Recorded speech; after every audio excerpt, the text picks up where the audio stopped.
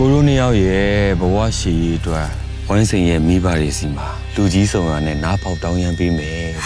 မင်းဖေနဲ့မင်းမေလေးလမ်းမှာကားမောက်လို့ပွဲချင်းပြီးဆုံးပြီတဲ့ထွေးနေပြီဆုံးပြီမိုးမြောက်ရဲ့ရေစက်ကလည်းတလောက်ပဲပါလာတဲ့ထင်ပါရဲ့ဟာသူကငါထက်သူ့ရဲ့ညီတွေညီမတွေကိုချစ်တာဟုတ်ကိုကြီးကကိုညမကိုလမ်းမှာတွေ့လို့ခေါ်လိုက်မိတာငါလေဟဲ့စနာဟိုအမိုက်သိမ်းတဲ့သူကနင့်ကိုလှမ်းခေါ်နေနင်းနဲ့တိလို့လားမသိပါဘူးဟာတခါမှတော့မမြင်ဘူးအဲ့လိုခင်ဗျလောင်ခင်ဗျခြံထဲကိုဘာဝင်လို့တာဟမ်ဟောကျွန်တော်တန်ရှင်းလာလို့တာပါခင်ဗျအိမ်ထဲကပစ္စည်းတွေခိုးလာတာမလားဟမ်မဟုတ်ပါဗျာဒါအမိုက်တို့ပါ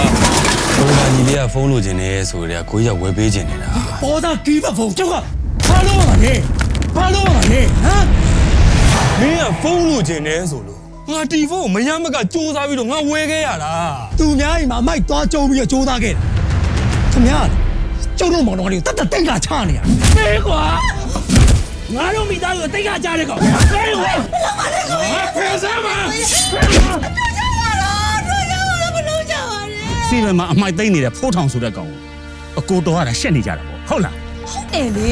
ညီမလေးအကွာလမ်းဘေးမှာအမိုက်သိမ်းနဲ့စီပင်ဝင်နေဆိုတာတော့သူတို့သိသွားလို့ရှင်ညီမလေးဘက်တော့မသိခါကြတယ်ကိုကြီးအဲ့တော့မတွေ့မိဘူးလားငယ်မပြောမနေပါနဲ့ဟာကိုကြီးကပညာမှမတတ်တာဒီလိုတွေဒီရွယ်ရောက်ဒီအကုန်ကြီးကအစအစရအနစ်နာခံပြီးကျွေးမွေးပြုစုစောက်ရှောက်လာတဲ့ကျေးဇူးပေါ်မှာမထောက်ပါ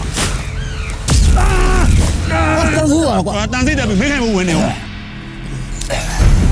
ကျွန်တော်မှာ TV ရောဂါရှိနေဒုက္ခပါပဲဟာ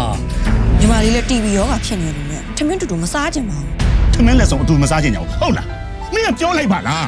ဒီနေ့ကစားပြီးမင်းတို့ငါ့လို့စားလည်းမစားနဲ့ငါ့ကောင်လည်းမနေကြနဲ့လို့မင်းမစားကဘာလို့ပြောမထွက်တာလဲကွာဖိုးတော်ရကျွန်တော်ရဲ့ကဲကျူပေးချောင်းလို့ပဲ